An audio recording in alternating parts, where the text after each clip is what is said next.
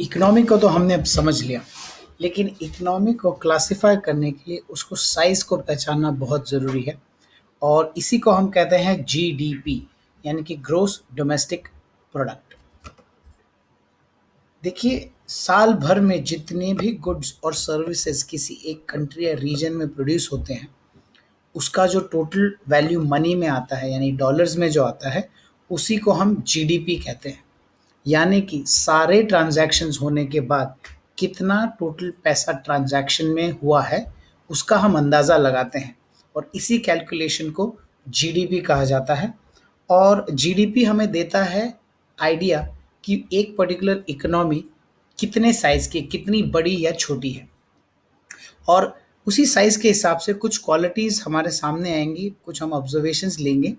जैसे market cap किसी company के क्वालिटीज़ को बताता है, यानी कंपनी के साइज़ के हिसाब से हमें रिस्क फैक्टर्स, ग्रोथ फैक्टर्स पता चलते हैं। ठीक उसी तरह से जीडीपी देखने के बाद हमको इकोनॉमी के ग्रोथ फैक्टर्स समझ में आते हैं। इस डेटा को पाने के लिए आप tradingeconomics.com का यूज़ कर सकते हैं, जहाँ पे लेटेस्ट डेटा अवेलेबल होता है इकोनॉमिक्स से रिलेटेड। और उसी के हेल्प से हमने एक टेबल बनाया है, जिससे हमें ये आइडिया आ जाता है कि दुनिया की जीडीपी कितनी है और उस कंपैरिजन के लिए हमने यूएस, चाइना और इंडिया को लिया है। देखिए, यूएस दुनिया की सबसे बड़ी इकोनॉमी है एट 18 ट्रिलियन डॉलर्स। उसके बाद नंबर 2 रैंक पे आता है चाइना, जिससे इंडिया से काफ़ी क्लोजली कंपेयर किया जाता है यूजुअली पॉपुलेशन के लिए।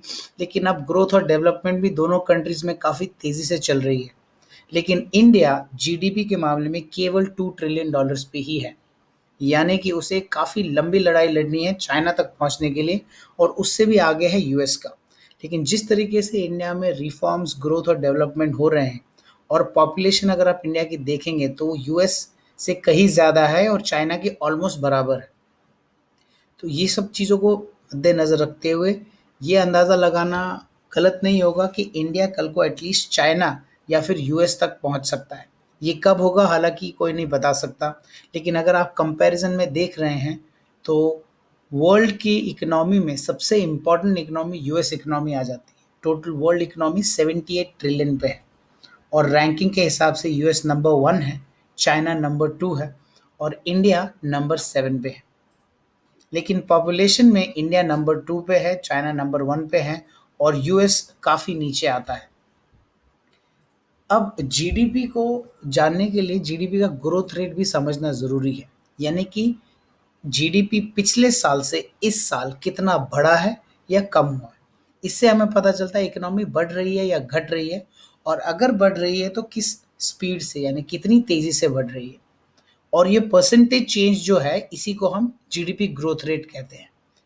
बूमिंग इकोनॉमीज यानी कि जो इकोनॉमी बढ़ रही है उनका ग्रोथ रेट हमेशा वर्ल्ड ग्रोथ रेट से ज़्यादा ही होगा।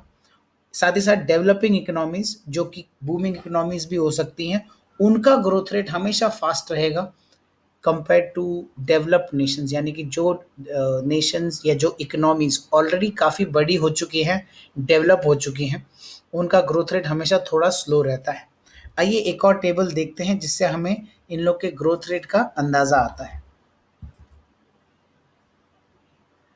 ग्रोथ रेट के अंदाजे से हमको ये पता चल जाता है कि जो बिजनेसेस हैं इस इकोनॉमी में कितनी तेजी से बढ़ सकते हैं या घट सकते हैं।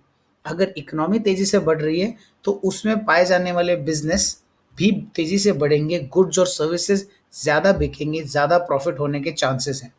कुछ कुछ सेक्टर्स और बिजनेसेस इकोनॉमी से रिलेटेड नहीं होते, यानी कि उनको इकोनॉमी के अप डाउन से फ़र्क नहीं पड़ता है, जैसे फार्मास्यूटिकल्स या फिर एफएमसीजी। लेकिन वो एक सेक्टर की स्पेशलिटी है और सेक्टर्स के बारे में हम जब इंडिविजुअल स्टडी करेंगे तब इन क्वालिटीज़ को देखते हैं। फिलहाल ये जान लेना ज़रूरी है कि जीडीपी और ग्रोथ रेट के हिसाब से हमें साइज ऑफ अपॉर्चुनिटी और कितनी तेज़ी से वो अपॉर्चुनिटी हमारे पास आ रही है as a company, as an investor, इसको देख लेना चाहिए।